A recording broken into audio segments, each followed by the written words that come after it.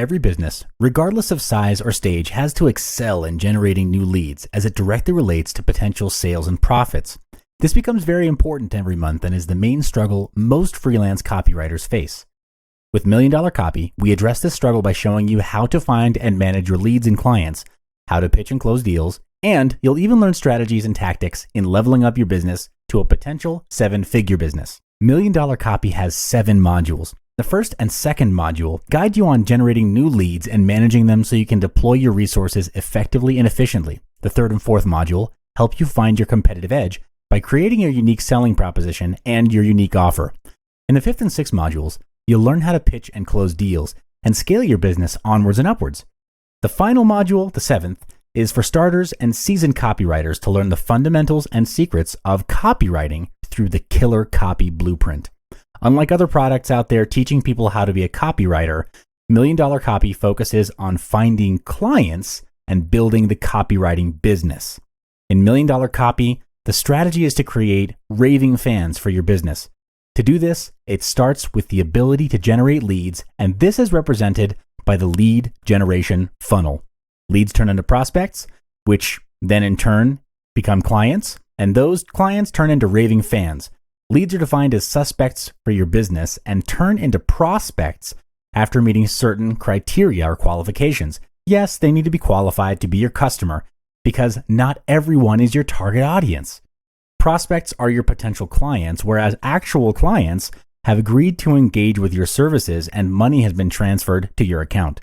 Raving fans promote your services positively, fervently, and free of charge because of the results they've gotten from you. Raving fans help to lower your cost of advertising because their free positive review helps generate new leads for you. This is also referred to as a positive opinion leadership.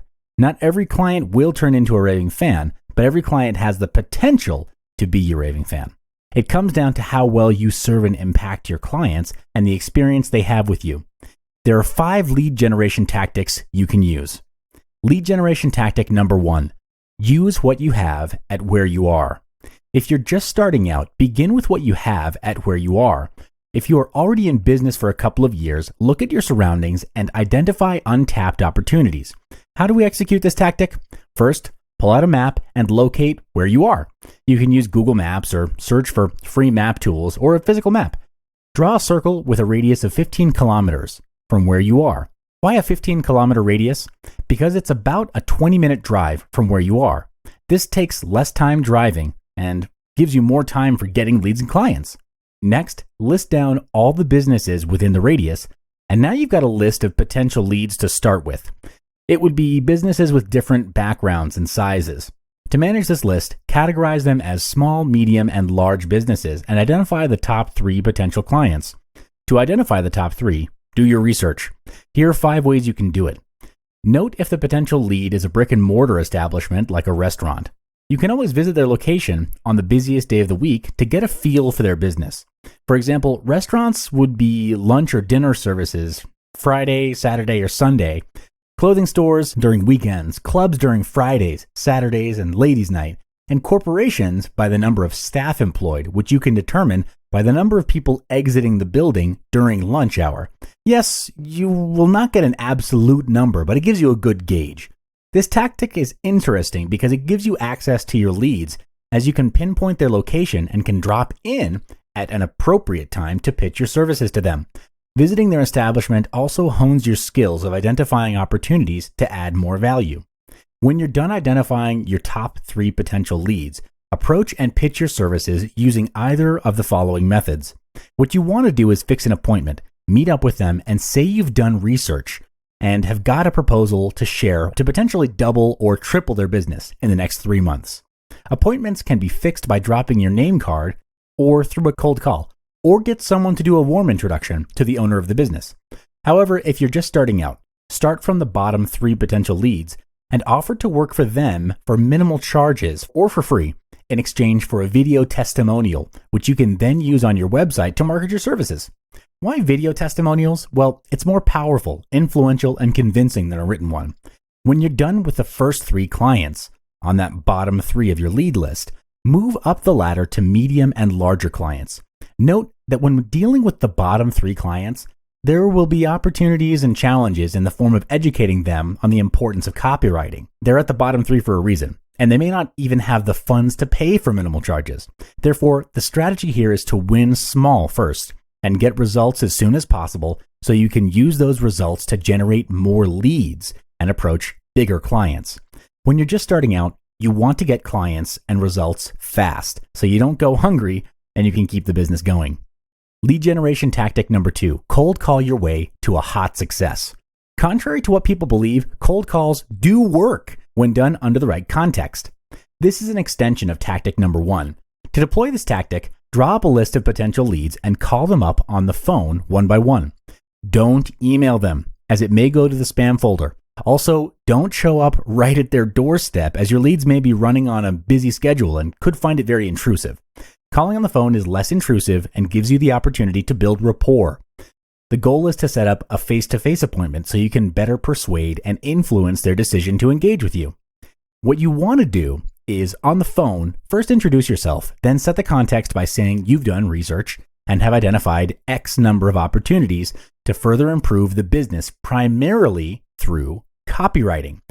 You're keen to work with them, and if they're open to explore the proposal, you would love to meet up in person on either timing A or timing B. Always give them options to help expedite the meeting.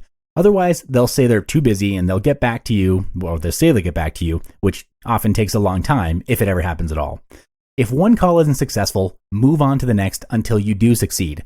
When you've gone through your list, expand the radius which you set in tactic 1 to find more leads. Lead generation tactic number 3. Your network is your net worth. It's not only who you know, but who knows you. To do this, you want to add value to the people you meet and want to do it with sincerity and authenticity. Not everything needs to be about sales. The intention is to build long-term relationships, and the reason for this is because people do business with people they know, like, and trust. These relationships can lead to a warm introduction to potentially something bigger and better. Never underestimate the power of a warm introduction. It's important to note not all networking events are the same. So at most events, you end up with people who are like you, wanting to meet potential clients and selling all the time. The tip here is to be clear about the event and add value to the people you meet. Don't waste your time by going to all networking events. Be clear on the goal of the event first before going to it. Check out local establishments like Business Network International. They're an international business network with local chapters where only one unique service or business can join, and business is done on referral basis with 0 commissions. Other platforms you can consider looking at are PTix or Eventbrite. These are online platforms where event organizers post details of their event. Some are free and others are paid. Here's a power tip for business cards you bring to networking events. Most people distribute their name cards like flyers. You'd want to only exchange business cards with potential leads. A tactical move is to have an odd-shaped name card so it stands out from the rest of the standard template name cards. On your name card, include a web link where your leads and prospects can download a bonus or tips in exchange for their name and email address. This way you can build your email list, which you can mine later. Be sure to organize your list and ensure you do a follow-up. The bonuses offered can be used to your advantage, and you can even use different bonuses for different kinds of leads. Your bonuses offered can also be used as a conversation starter. For example, you could talk about how to 10x your sales through persuasive copy, or 10 big mistakes every business makes, or even copywriting secrets for small, medium enterprises. Do a follow-up on businesses that download the bonus by sending them an email or over the phone. What you can say is, "Hey, I've noticed you've downloaded this bonus. I'm dropping in to check if it has served you well and if there are any questions in its implementation." And this is how you'll want to get one foot in the door and utilize the leads you've gotten from networking events. Lead generation tactic number 4, freelancer mega platforms. Upwork is an online site where clients and freelancers match up for a job. This works well because jobs posted up are automatically qualified as prospects, as they are actively searching for freelancers. However, the competition is steep, and if you haven't built a name or a portfolio online for yourself, clients will typically pick the cheapest price or the highest perceived quality. This is where your previous results from tactic 1, 2, and 3 come into play.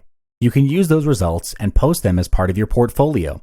As a client and freelancer myself, I've noticed most new freelancers on Upwork wait to be hired online instead of also focusing on offline clients. They'll state they're new and offer fees lower than the standard rate, hoping to score a client so they can get results. I typically avoid these types of freelancers because they're cheap and don't value their own services. Look for high-paying clients through the search filter. Jobs categorized as expert level have bigger budgets, but are also more complex and with higher expectations. One way I've used to stand out from all the other applications for a job when I don't even have an online portfolio is to do a video application. You can do this by recording a self-introduction through a video and addressing the client by name. In the video, present how you'll tackle the job and what you can deliver for the client. This tactic honestly takes little effort and requires less than 15 minutes to produce, but leaves a lasting impression because you're most likely the only applicant to send in a video application. Also, now there's a face to your name. Your prospects have gotten to know you better than the rest of the applicants. Now you're equipped with 4 proven tactics to help you generate leads. Remember to always over-deliver and add value to the people you meet. It'll be tough at first, but you will reach a tipping point where clients will start looking for you instead. The game of freelancing is a fast-paced game, especially if you're working on your own and if you don't have a dedicated team assisting you with marketing or servicing clients. You've got to be smart with your time and resources. The last thing you want to do is be slow in responding to new leads and be far too occupied with existing clients. It's important to have a system on managing your leads, otherwise you'll end up confused and cluttered. This clouds your focus and you won't be able to prioritize your clients. Where your focus goes, your wealth flows. Here are 3 lead management tactics which you can deploy. Tactic 1, categorize, organize, and prioritize. You've gained momentum and results, and now you're getting an influx of leads and prospects who are interested in your services. To manage them properly, you need to categorize, organize, and prioritize based on a system which works for you. The reason for this is so you can identify and manage your time and resources better. This will also enable you to manage your cash flow well because cash flow is king. So how do you do this? First, you want to organize all incoming leads and existing clients into small, medium, and large clients. The reason we're doing this is because we want to have a healthy mix of small, medium, and large clients to ensure we have uninterrupted cash flow to the business. Next, put a definition on what small, medium, and large is. This is usually defined by profit. If there are no details on profit, then go with annual revenue. Profit is a good measurement because it indicates a healthy marketing and advertising fund in your client. Small clients may not have the budget to invest in advertising and marketing. They have little to no red tape and bureaucracies to deal with. Therefore, this allows for quick approvals and feedback on the work, as you're typically dealing directly with the business owner. Small clients may not place high importance on copywriting and may have mindset and mental blockages which don't make them open to invest in copywriting. They're small for a reason. However, they are great to start with to get initial results. The strategy to win with small clients is to work for minimal charges or for free in exchange for video testimonials. Medium clients are somewhat more flexible than big clients. They also have a bigger budget for advertising and marketing compared to smaller clients and typically have a better mindset. They're more competitive and desire to grow bigger, of course. The strategy here is to focus on retainers and grow with medium clients. Retainers are long-term contracts across an agreed duration, and because it's long-term, there's a tendency for it to be lower than a one-off service. Think of it as a bulk sale. Big clients have bigger budgets for advertising and promotions, hence they're able to pay more for high-quality copywriting services. Internally, they have a lot of processes to go through before the copy can be approved. This means some projects can take longer than expected to complete, or there's a lot of waiting time in between submissions and feedback. This can result in multiple changes and tight due dates, which can create a lot of stress. Which is why your competition are creative and advertising agencies, which provide full service and have account management executives to deal with the clients, while the creative team works in the background to meet the creative brief. Some big clients also practice a 60-day credit term with service providers like copywriters. This, obviously, can highly influence your cash flow. The strategy is to have a healthy combination of short-term, or small, mid-term, medium and big, and then long-term clients, made of the medium and big clients, because you want uninterrupted cash flow and multiple businesses. Lead management tactic number 2, pre-qualify your leads. There are many different leads. Some genuinely want to engage with you. Others are just exploring, trying to find the best yet cheapest copywriter to engage with. Which type of clients do you think you want to work with? This is a very important question to ask because you only have 24 hours in a day, 8 of which are spent sleeping, 3 hours on breakfast, lunch, and dinner, and balance maybe 13 hours to work if you're cranking out full speed. But let's be honest, copywriting is a creative process and creativity can't be forced. And there are so many distractions like other people, coffee, Facebook, and the like. The point is you can't spend time on leads and clients who waste your time. So you've got to pre-qualify them. How? If they came from your website, you can set up an automatic form which captures the main details of the company. Next, you want to pre-interview them on the form by asking relevant business questions. Keep it to maybe 3 or 5 questions. This helps you to identify their main problem and spot opportunities for the client. You may sometimes find the solution to their problem may not be solved with copywriting. And if the solution is in other areas, you may want to team up with another freelancer or consultant to address the business problem. This helps you to add more value to your clients. The main aim is to pre-qualify your leads to determine if they are serious about hiring a copywriter and if they're in a good financial standing to do so.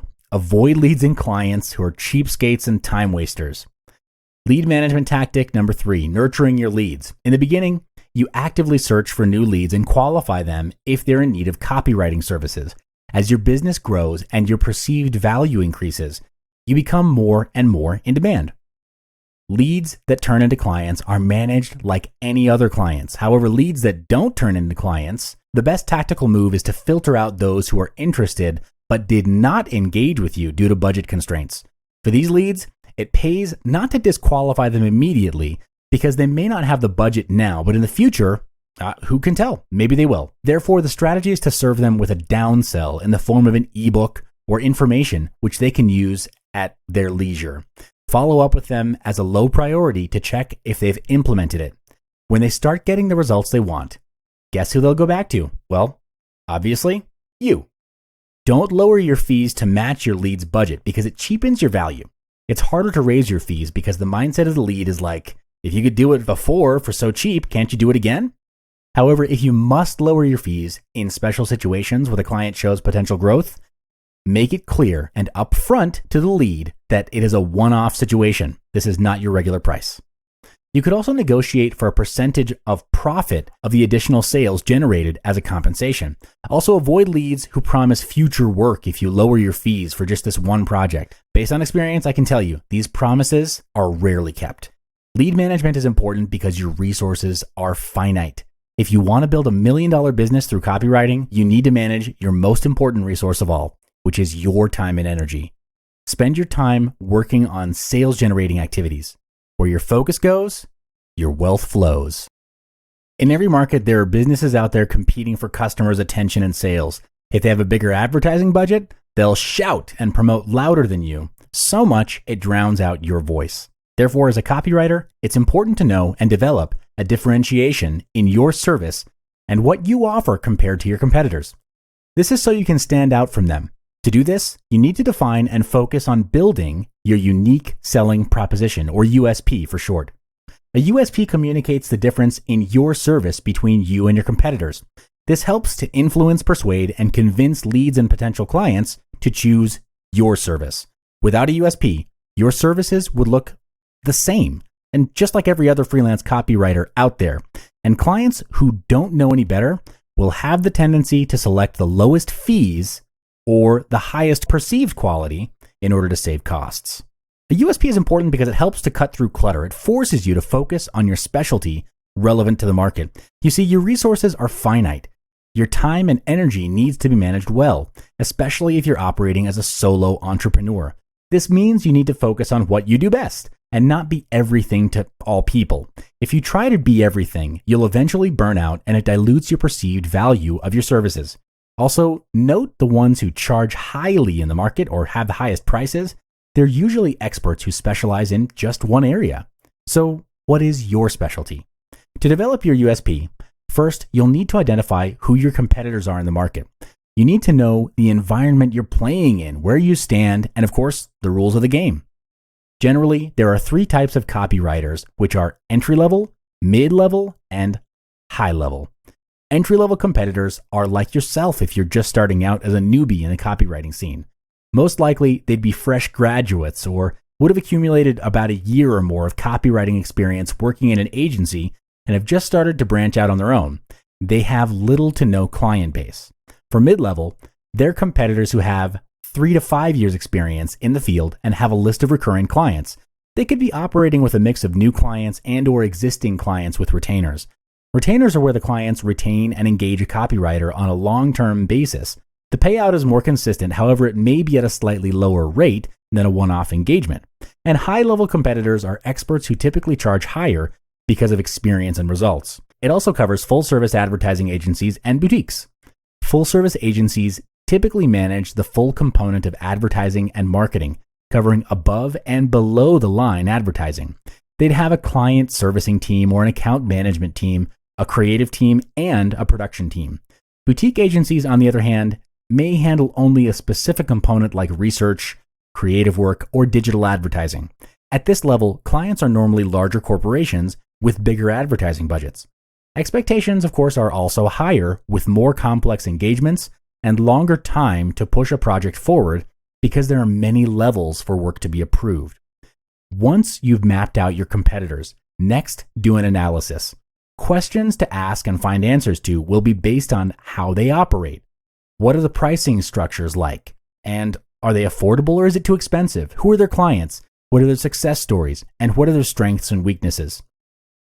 And questions you as a copywriter should be asking yourself are, what are your opportunities? What are the threats to your business as a copywriter? And are there gaps in the market? What problems are you solving in the market? After finding out the answers, you'll be able to have a clearer understanding of your business. The main aim, of course, is to understand the rules of the game and know which rules you can bend or maybe even break. You can't play the game if you don't know how it works. After your competitors, next is to analyze and understand your potential clients and cover their demographics and psychographics. In this case, psychographics would reveal more insights. Demographics are quantifiable qualities covering age, gender, income, education, and economic status, and they help you to develop quick insights as to how your leads and clients operate and where to target them. Psychographics, on the other hand, are insights based on attitudes and lifestyles and other psychological criteria. Psychographics help you to understand the needs, wants, and expectations of clients towards the services of a copywriter. Combining demographics and psychographics would generate a key insight on your potential leads. For example, you find a majority of your leads who inquire about your services originate from a certain city, and based on interviews with past clients, you can find input and opinions are valued, and copywriters are expected to have some strategic marketing and sales experience, for example.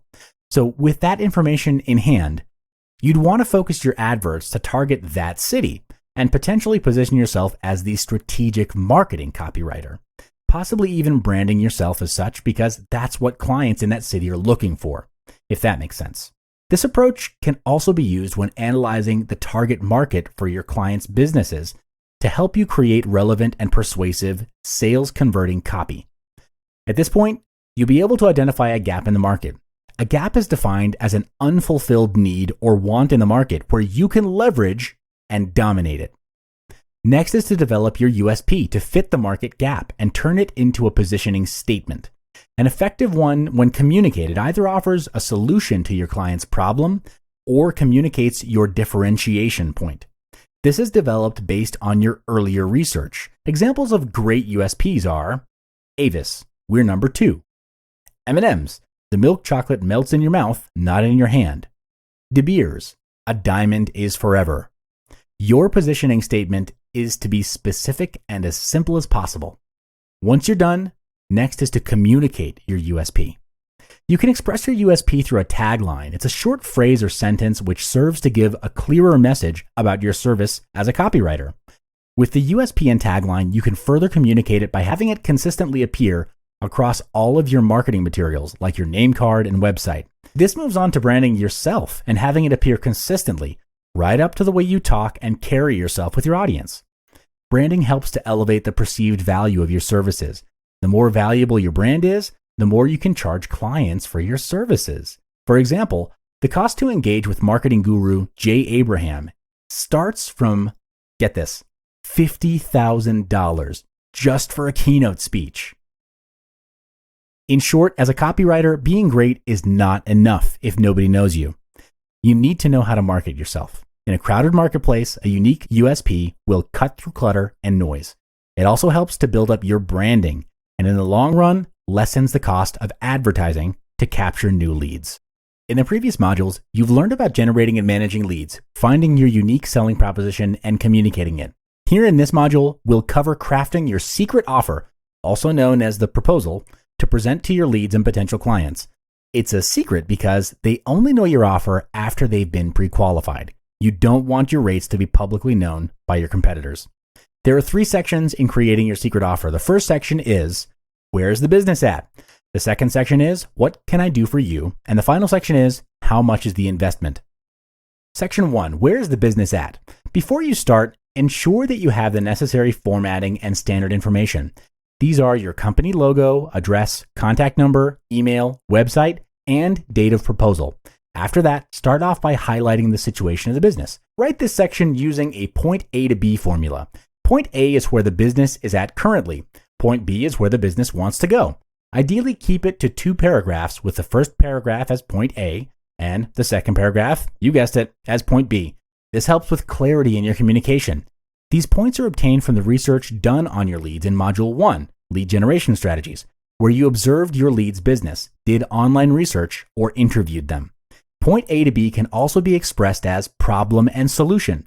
Point A, of course, is the business problem or challenge, and point B is your proposed solution. Section 2, what can I do for you? This section is about what you as the copywriter can do for your lead or client, and is divided into 3 parts: objectives, measurements, and strategic options.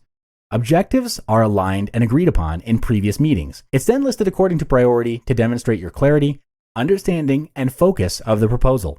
Ideally, there should be at least 3 objectives with a maximum of 5, because too many objectives becomes unrealistic and loses focus. Objectives are to be written in an actionable statement with a clear end result. For example, increase website conversion rates by 12% within 60 days of campaign launch. Here, you know exactly what your role is, which is to produce the copy that converts an additional 12%. And you've got up to 60 days after the campaign launch to do it.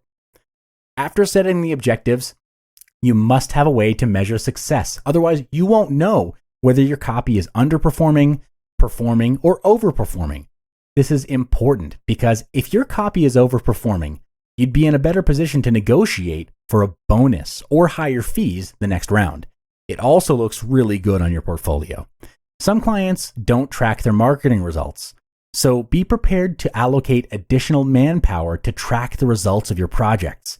The measurements proposed is a picture of what success looks like. Next, do up a projected estimate of what the end results would look like in value and numbers, meaning, should they hire you, what is the minimum result that can be achieved? Sure, nothing is guaranteed, and you need to reiterate that, but leads and clients need to know this because it answers their doubts, and also it makes it easier for them to have the proposal approved internally. The estimates are conservative because you want to set this up so that you over-deliver consistently. The areas where you need to estimate are areas like sales, monthly or annual, conversions, clicks, and open rate. This part is the most important part of Section 2, and it's here that you demonstrate your value and expertise as a copywriter. In this part, propose at least 2 with a maximum of 3 options for your client to choose and achieve the business goal. Option 1 starts with the bare minimum, and the next option after that is a build-up of the previous option. The reason you're doing this is 3-pronged. First, you're showing your thought process and that you're able to think about strategy and execution. Second, you're giving your client flexibility to choose based on their marketing and advertising budget. Third, you want to be able to do more for your client because doing more equals adding more value, equals more business, equals future repeat business. Next, state when you can start and how long it will take for the project to complete. This helps you and your client to manage your own respective timelines, as you or your client may be in the middle of another big project that's demanding. Finally, end this section by outlining roles, responsibilities, and accountabilities for both yourself and your client. This part needs to be clear and concise to avoid miscommunication and ensure that all gaps are covered. Section 3, how much is the investment? In this final section, it's all about pricing your services. You should always refer to your professional fees as investment because the word fee implies money paid, whereas the word investment implies money paid now, which gives returns in the future. There are 3 ways to price your services, which are time, deliverables, and value of the project. The best way to set the investment is according to the value of the project. This allows your professional rate to match the project regardless of if it's a low or a very high value. It also gives you the flexibility to approach clients of different levels. Do state your payment timing as well, whether it's a 30-day or a 15-day payment schedule or a half payment up front and balance half payment after project has been completed.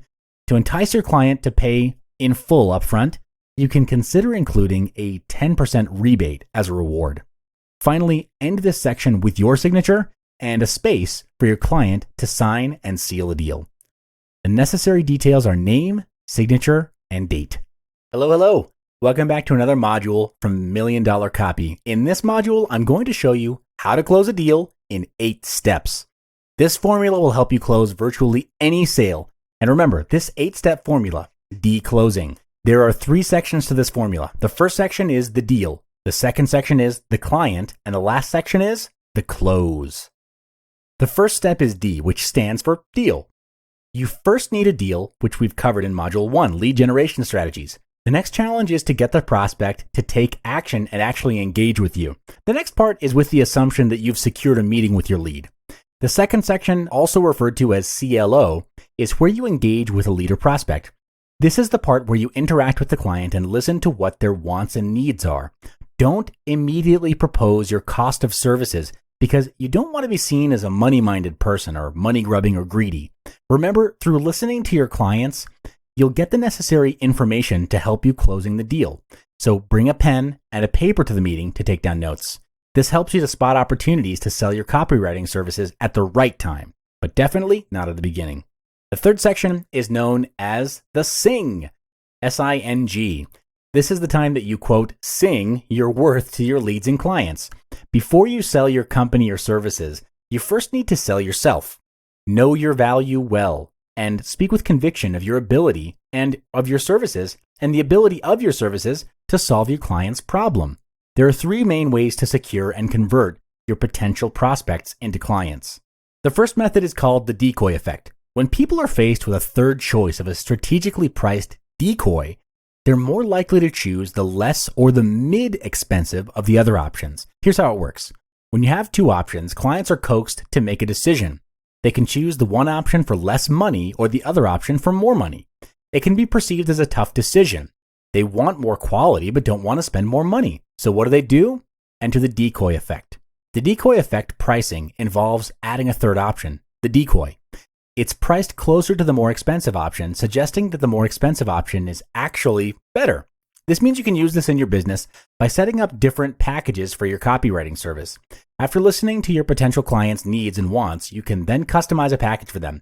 For example, a basic package might cost $5,000. Then come up with 2 more packages with other services you can offer. Now, it's not to say make up random packages or fluff for that matter. Your next 2 packages proposed need to add value and help to achieve the client's goal at 2 or 3 times more than what they asked for. So how do you come up with what to include in those packages? Well, obviously, listen to the client's needs and wants.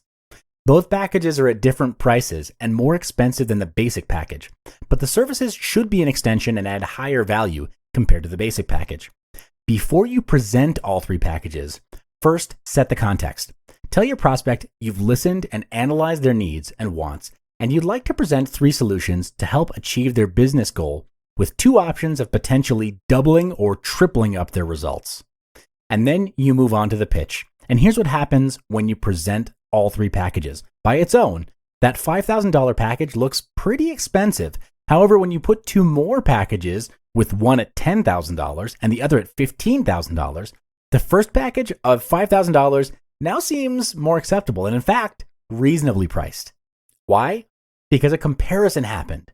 Use this psychology to your advantage.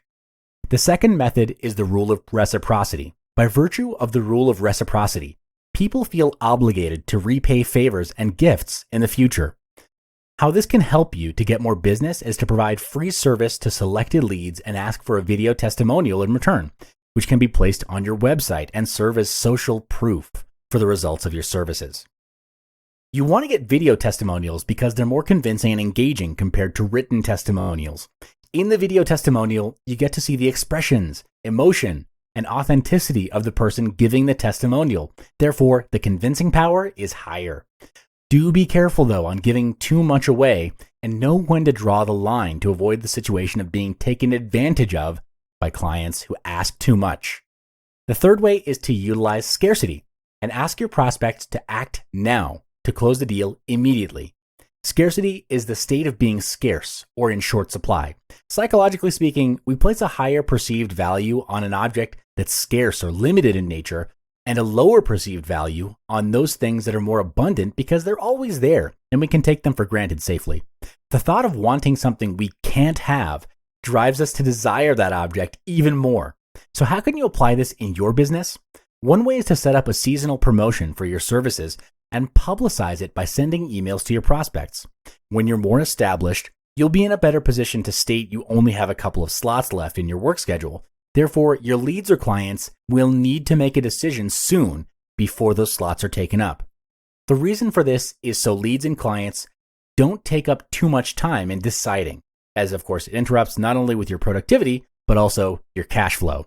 You could also consider rewarding those who are fast action takers, who engage with your services on the spot or within a short period of time.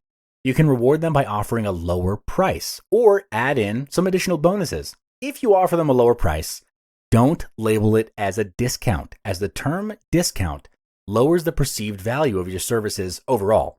Instead, label it as a reward for taking quick action. What you'll notice is your leads and clients are being educated to act fast and trained to act when you ask them to. And if they pass the due date that you've set, of course, you need to stick to your guns and raise the price again. If you don't, they will know the next time you deploy a scarcity tactic, it's just for show. When attending meetings with the client, remember first impressions count.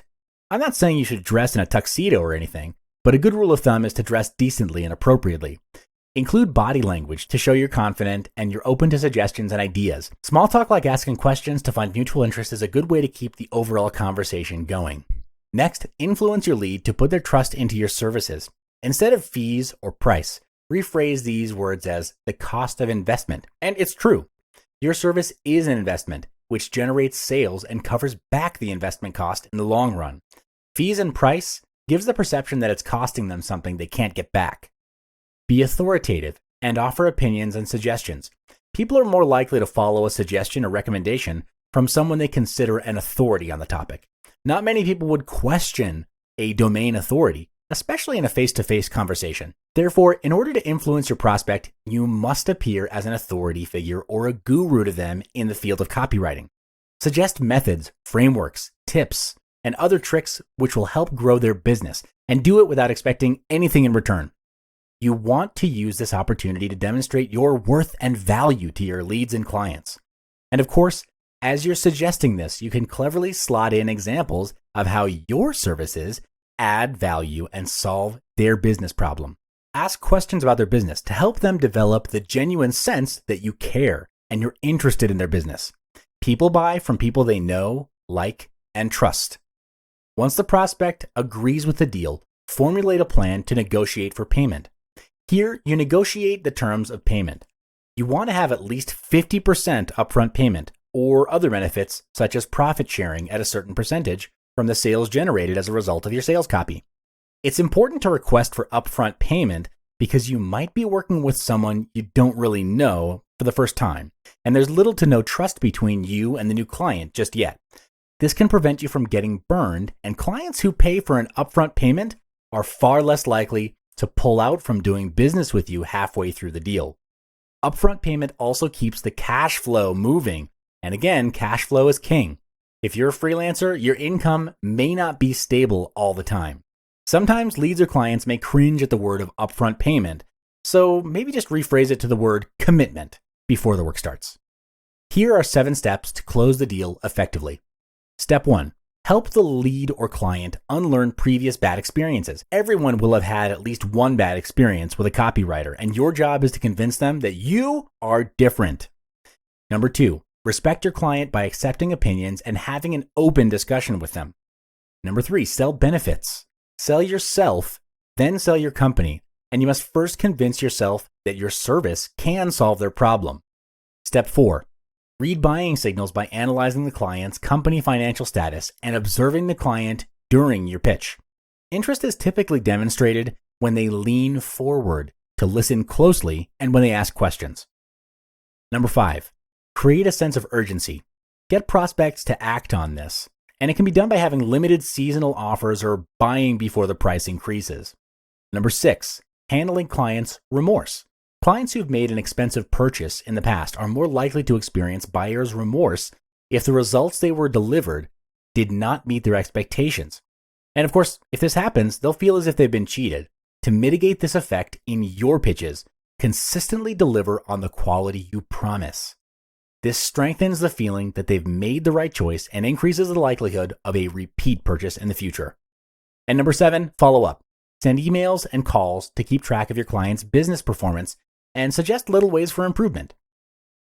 If you want to close as many sales as possible, one size does not fit all. Here are 5 different closing techniques you can use for your future sales. Number 1, the assumptive close. This technique is used as if the prospect has already made their decision. Turn the focus of the conversation towards the next series of questions, such as, how many do they want? When do they want it? Or even something like, would you like to make payment in cash, card, or check? Technique number 2, sell your services with love. Use this technique to show your prospect that you're passionate in the work you do. Salespeople with the highest energy win. Energy comes in the form of enthusiasm and actions. Number 3, the Ben Franklin close, also called the balance sheet close. Use this technique to list the pros and cons of doing business with you and ensure that the list of pros is longer than the cons. Technique number 4, the hard to get close. Use this technique to convince your prospect there's a limited time to your discount or promotion, and it's on a first come, first serve basis. Reward prospects that act fast to do business with you. And number 5, the little mistake versus big mistake close. Use this technique to emphasize not doing business with you is a big mistake. The prospect is given a choice where the downside risk is so high that the only logical decision is to do business with you. Otherwise, their business will be at high risk. After you've sealed the deal, the final part of the formula is gain. This happens once full payment is received. Following the purchasing process, the sale doesn't end after payment. There are 3 steps you need to do after closing the sale. Number 1, establish a timeline for the purchase. When to receive payment, if it's a payment scheme, and when your services will start. Number 2, follow up with the timeline closely to make sure everything is going as planned. Reminders for payment need to be done to ensure the client follows the purchasing process, and then you close the deal within the agreed timeline. Number 3, keep in mind, the sale doesn't end after payment is received. That's just when it starts. You'll reach a stage where your schedule is filled up to its maximum capacity, and you'll be balancing between looking for new business versus writing copy. At this stage, you will have gained expertise in generating and managing new leads, managing existing clients, and writing great copy.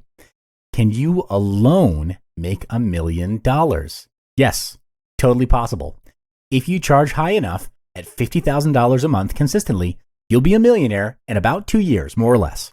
However, in exchange, you might reach burnout stage sooner than you think, which at the end of the day really kind of isn't worth it at all. Instead of a one-man show, a better way is to set up a team to do the delivery for you while you focus on sales-generating activities like marketing, generating new leads, pitching, and networking. To do that, you need to be working on your business instead of in your business. If you want to go fast, go alone. But if you want to go far, you need a team, is an old African proverb. Most copywriters get stuck in freelancing when they do everything themselves. For some, they end up hating the entire process because they do things that don't fit their creative selves, like the financials of the business. Some even get stuck working extra long hours. And here's the irony. They built a business in the first place to get more time and financial freedom, yet gets swallowed up in the business. You need to be working on your business, meaning strategy, direction, and high-level thinking. The strategy to do this is to simplify, automate, and systematize the business. Streamline tasks by keeping things simple, organized, and straight to the point. Automate tasks that can be automated and build systems, processes, and standards where managers are hired to keep the system running. There are 5 main steps to simplifying the business. First, write down in detail all the tasks that you have to do on a daily basis. And this means everything from processing payments to writing copy and even meeting clients and taking out the trash. Second, categorize it into 2 categories: transactional and transformational actions. Transactional tasks are rudimentary in nature and are predictable. For example, processing salary, paying bills, rent, etc. Transformational tasks, on the other hand, bring positive impact to the business. For example, business development, staff training, personal development, sales and marketing activities. The reason we're doing this is to have clarity and prioritize what to focus on, what positions to hire, the required job scope for those positions, and the matching salary based on the value they bring to your business. Third, analyze the list and eliminate tasks which are redundant, double entry tasks, and simplify the complex ones. To do this, you need to be disciplined and ruthless. The aim is to be lean and fast. Fourth, lump transactional tasks together and outsource them or hire an administrative staff to take care of it. This is so that you can focus on transformational tasks only. Lastly, hire and retain staff that can do transformational tasks like you. People are not assets in the classical sense, but the right people can be assets to your business. So don't be afraid to cut those who are not a good fit with the company. The ones that do fit and work well together in the team should be retained for the long term. So what is the ideal team size for your business? It's recommended to start with between 5 to 7 people. It might seem like a lot, but this is to maintain team dynamics at a higher level. Unless a solid context is set at the beginning, a team that's too small will operate on taking orders only, and it becomes very transactional and operational. You'll have to be physically there most of the time to manage them, and opinions that really matter and help get things done won't be voiced. You don't want that to happen because you want your team to speak their thoughts, debate, and challenge you in healthy ways. It's only through that process that you'll be able to spot and cover gaps in the business and overall do better. A yes man or surrounding yourself with people who say yes to everything is definitely a no-no.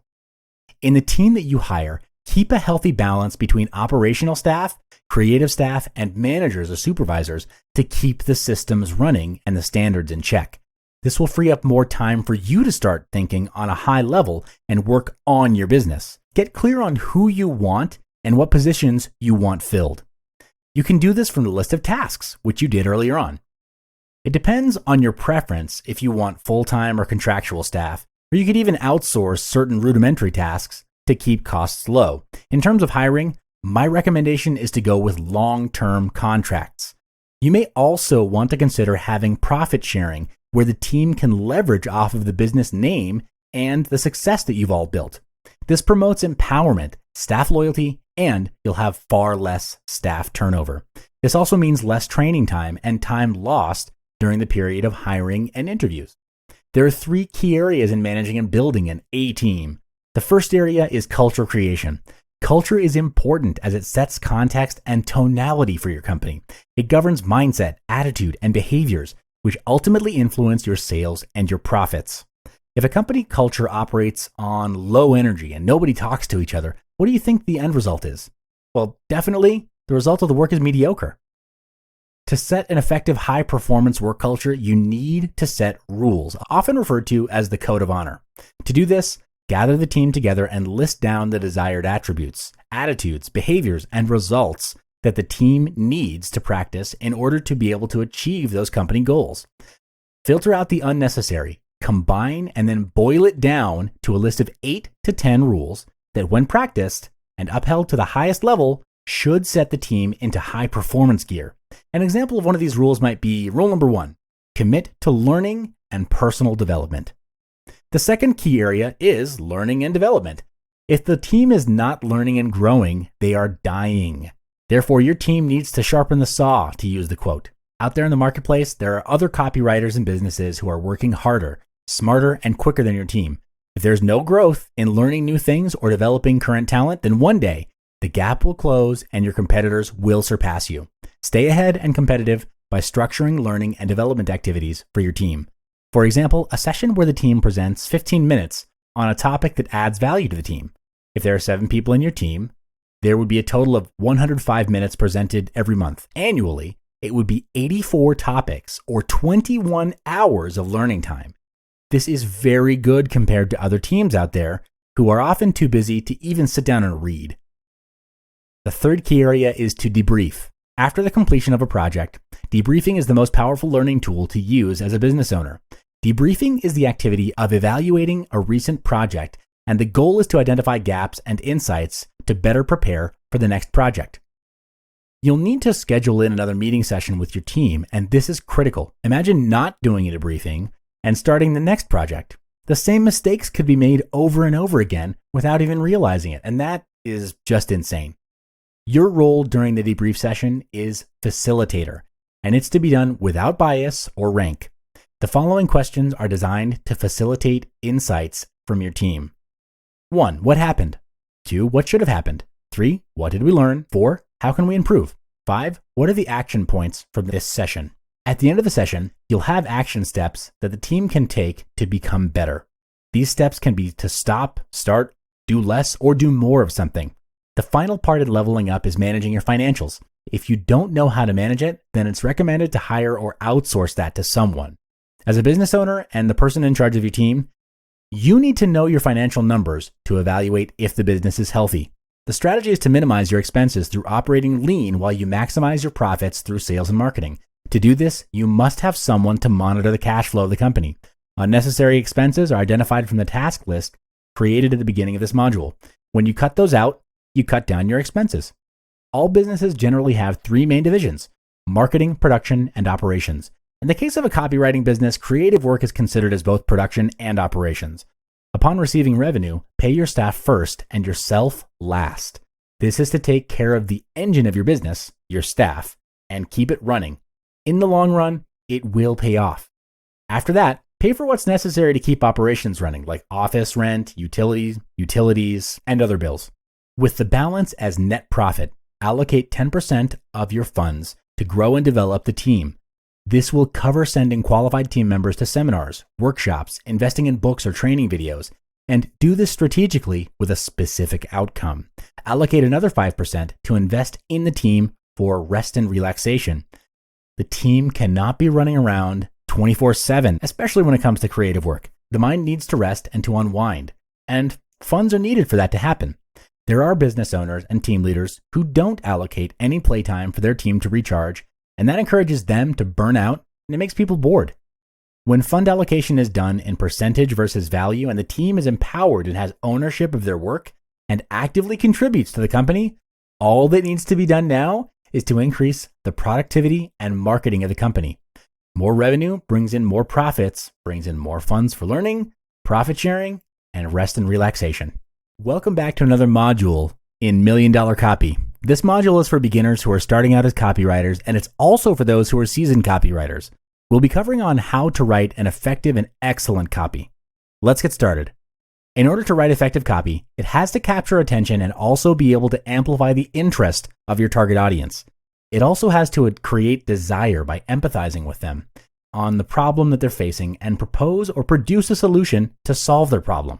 Your copy must include a call to action for your audience to take, which can vary from signing up to an email list right up to purchasing something immediately. Here are the important elements of an effective sales copy. First, you must have a headline, subheadline, and introduction. The headline is the most important element, as it's the first element your audience reads. It's the hook for them to read and explore further into your sales copy. The headline is recommended to be big and bold to grab attention. For web copy, the font size is recommended to be around 50 to 54 points. Next, the subheadline is where it's used as a follow-up to further explain the headline. Remember that subheadlines are to complement the headline and is read kind of as one. Keep it consistent to the context set forth in the headline. Think of the subheadline as reinforcing the headline. Next is the introduction. This is where you introduce yourself and your company, because others might not know who you are or what business you're running, especially for new leads. Here you tell a story that must be relatable and relevant to the problem faced by your target audience. The story that you share helps to establish your credibility and earn the right to provide a solution to them. People buy from people they know, like, and trust, and this part is just that, which is getting to know you better.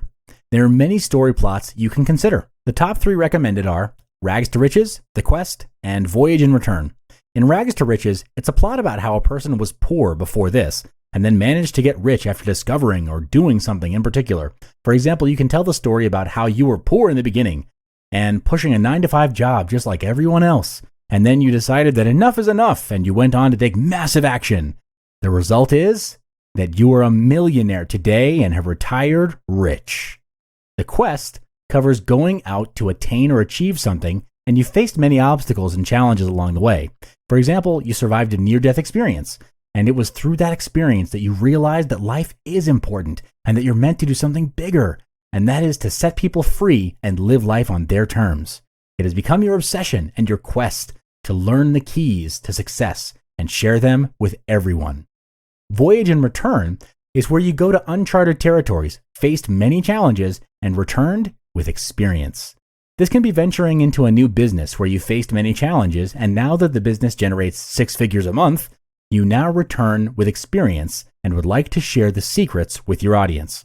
Stories are powerful. We grow up as children being captivated by stories, and it's really not much different as an adult. A power tip is to use your story to seed the offer or solution that you're selling to your audience. For example, in your story, you can seed about finally cracking the formula and generating 6 figures a month. Then in your offer or solution, you can either offer a formula as a product which requires your audience to purchase to get the information, or you could offer it as a bonus to induce purchase from your audience. Either way, because you've seeded that idea in the beginning, that story has now gained power and credibility. This is how you want to seed using your story. Then after the story, present a solution to the problem mentioned in the introduction. By solution, I mean your products or services.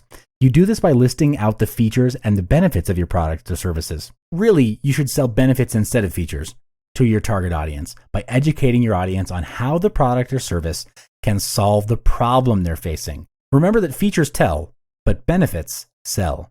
People are not interested in what your product or service is about, but how it helps them solve their problem. Also, include testimonials in your copy. Social proof is the key to hypnotic selling. An excellent example of social proof is a video testimonial by your former clients that you've helped achieve results for. This increases the level of trust and confidence in you. Now, in video testimonials, there's a format that you can follow. Don't leave it up to your clients to give you a testimonial because most likely they don't know what to say when facing the camera. You need to guide them so that the quality is consistent. The format to follow is this. First, share their name and what they do. Then, tell what problems they faced before they engaged with your product or service. Then share what was achieved as a result of engaging with your product or service. Finally, share what the result was after 3 months of using your product or service. This format is designed to produce top quality testimonials which are relevant and convert well for you. The understanding behind testimonials as social proof is the, quote, just like you factor. If a past client who is just like your audience can achieve these results, then it stands to reason that's the most likely outcome for your new audience. This is the thinking that goes on in the mind of your new leads. It also helps to lessen the risk of trying out something new. Next, incorporate handling objections into your sales copy. This element aims to answer the doubts of your target audience. For example, time taken or the cost to achieve the desired result. Here, explain why your product or service is worth the amount of investment. Reassure your audience that they've made the right choice and minimize the risk by offering a 30-day money-back guarantee. At any point within 30 days of the product purchased, if your customers decide that it's not for them, they can always send it back and get a refund. Now, this doesn't work for every product or service out there in the market as it varies. So what you want to do is, with this knowledge, adapt it to your business. A money-back guarantee is good because consumers feel their interests are protected and secured, and it's less risky. This helps to remove their doubts and fear. After that, put in a call to action. It's an instruction to the audience designed to provoke an immediate response. For instance, an imperative verb such as find out more, or even something like claim your free trial. Last but not least is the postscript. This is the second most important element in a copy after the headline. Recap what the entire offer is all about and emphasize the benefits, how your product or service can help solve the audience's problem, and also the guarantee. Notice that the important elements are the first and last to appear in copy. This is due to the primacy and recency effects, which are under a larger umbrella called the serial position effect. Studies suggest that humans are more likely to recall the items at the beginning and at the end than items in the middle. Therefore, it's crucial to recap your offer at the very end of your copy.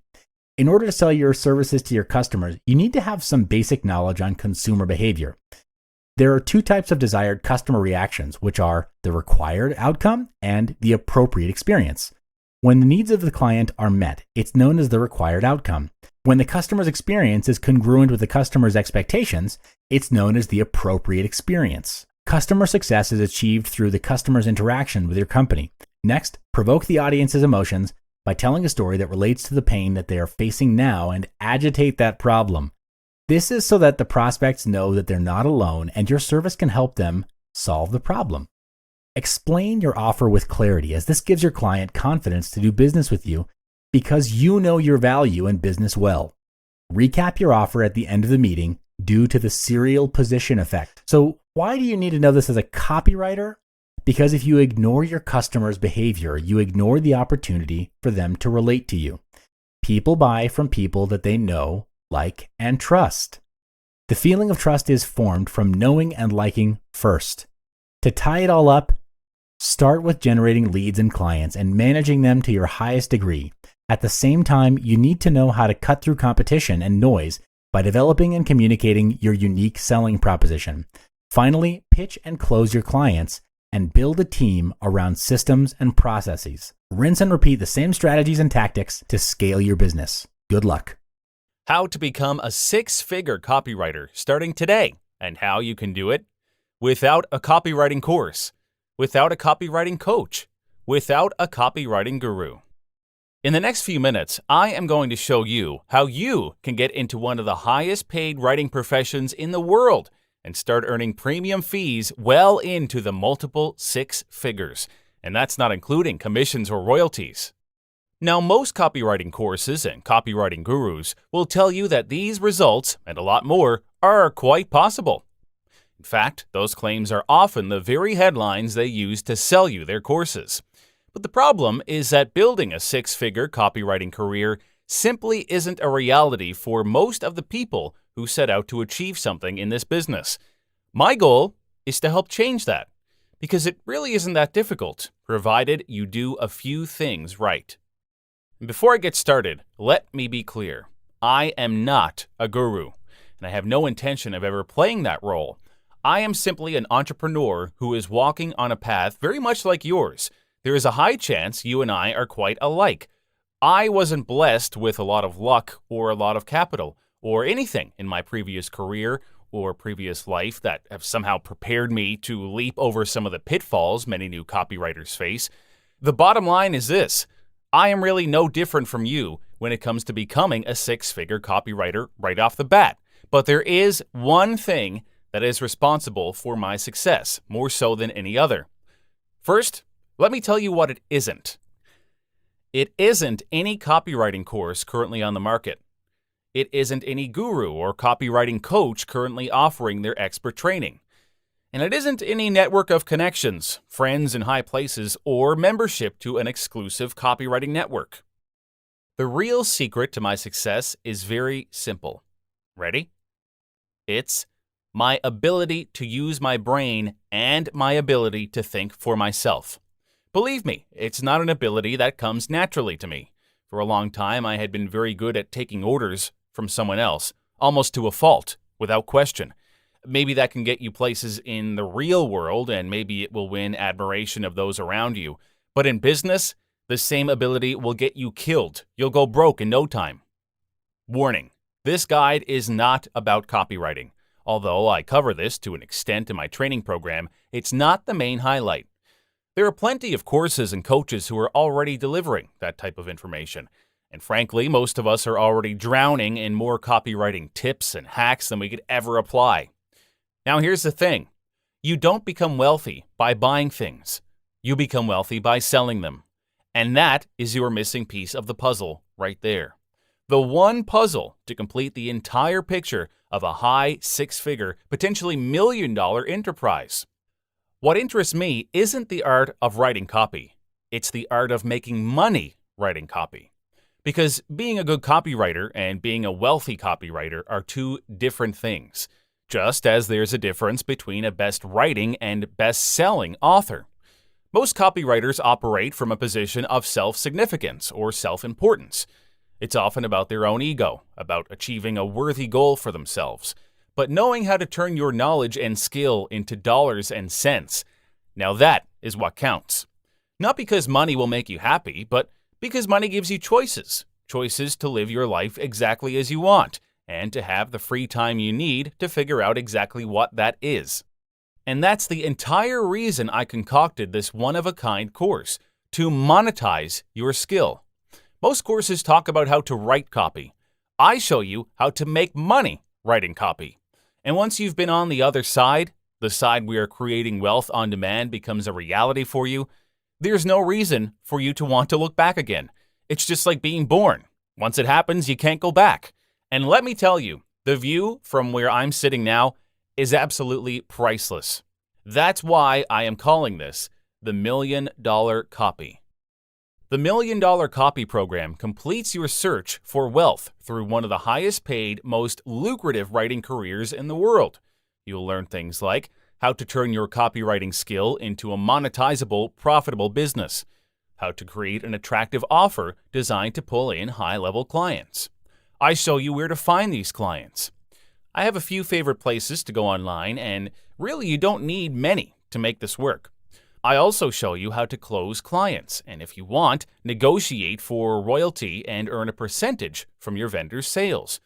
Copywriting is already lucrative, and if you do it right, you can also add the recurring income factor.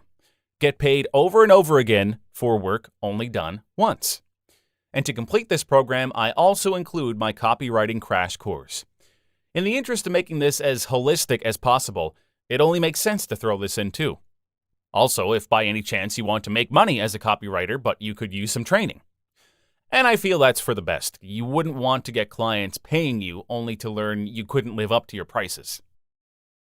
Ironically, most copywriters don't really have an offer, or their offer is pretty much pay me first and I'll write for you. Problem with that approach is you will most likely zero in on stingy clients.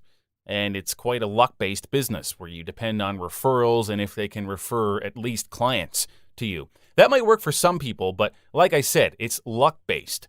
And anything built on luck isn't a business.